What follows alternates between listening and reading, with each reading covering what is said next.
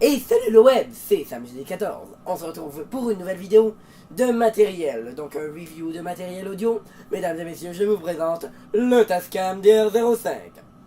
Donc la raison pourquoi je ne l'ai pas dans les mains, c'est parce qu'il enregistre ma voix présentement. Donc je vous le montre seulement avec des extraits. Oh, vous comprenez.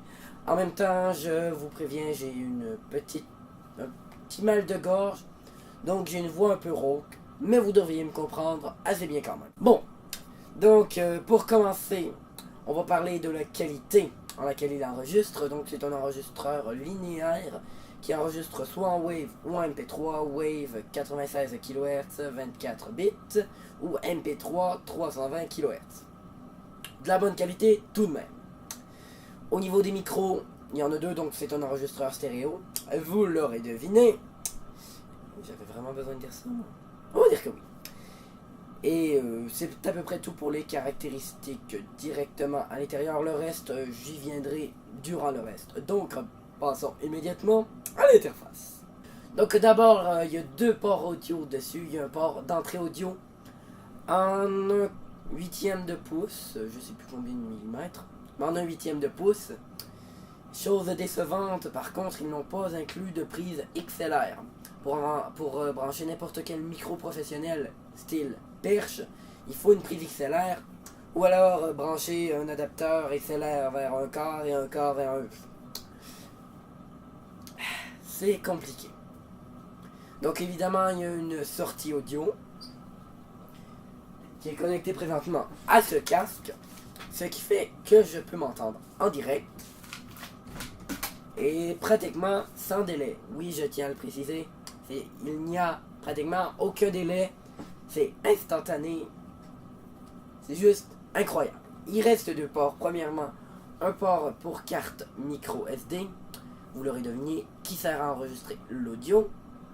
Donc, pas grand chose à dire là-dessus.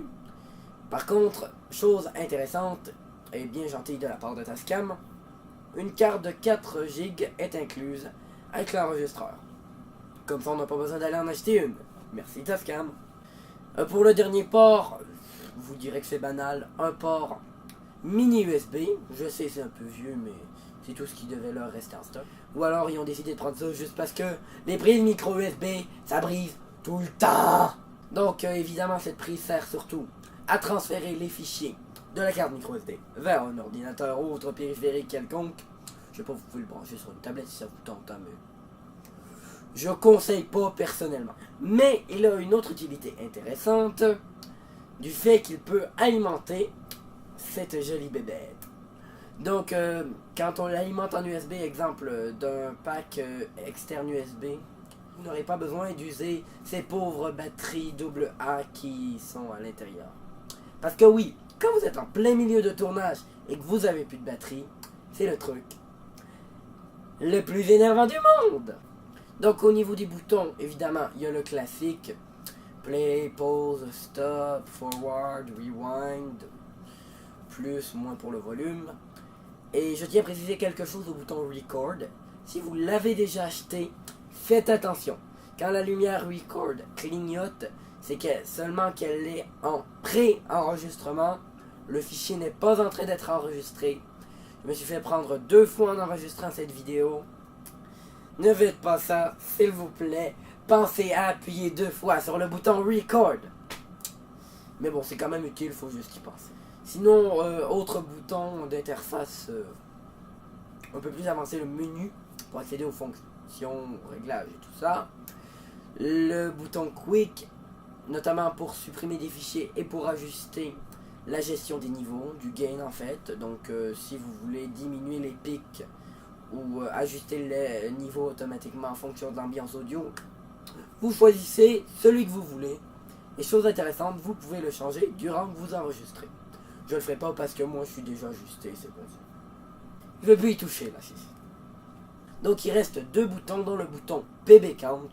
À quoi servira ce bouton, vous me demanderez? Eh bien à accélérer ou à décélérer l'audio.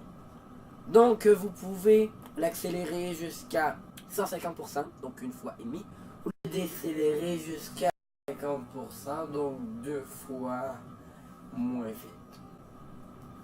ça peut être intéressant, surtout que ça ne va pas rendre la piste plus aiguë en accélérant ou plus grave en décédant. la tonalité va rester la même.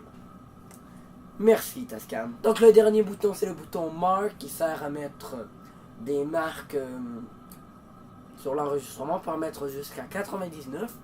Chose intéressante si on veut marquer des points importants. La chose, c'est que si on veut le faire durant l'enregistrement, c'est la galère. Parce que si je touche à l'enregistreur, vous comprenez, on peut pas mettre de marque durant l'enregistrement. Parce que quand on appuie sur un bouton, ça fait clic. Merci Tascam. Donc d'ailleurs, autre petite chose intéressante, si vous cherchez cela chez un enregistreur, il a une prise, un quart de pouce en dessous. Donc vous pouvez le fixer sur un trépied de caméra par exemple, ou grâce à un adaptateur sur le dessus, par exemple d'un réflexe, ou d'une caméra vidéo type Sony ou autre. À vous de voir. Donc voilà, c'est ce qui conclut à peu près le review de ce matériel. N'hésitez pas à mettre un j'aime si vous avez aimé. Un je n'aime pas si vous n'avez pas aimé la vidéo. Mais je n'aime pas trop. Vous comprenez pourquoi. Si vous avez des questions ou des commentaires, écrivez-les dans les commentaires. Et si vous aimez ce que je fais, n'hésitez pas à vous abonner à la chaîne. Donc moi, en attendant, j'ai plus qu'à vous dire salut le web, à la prochaine.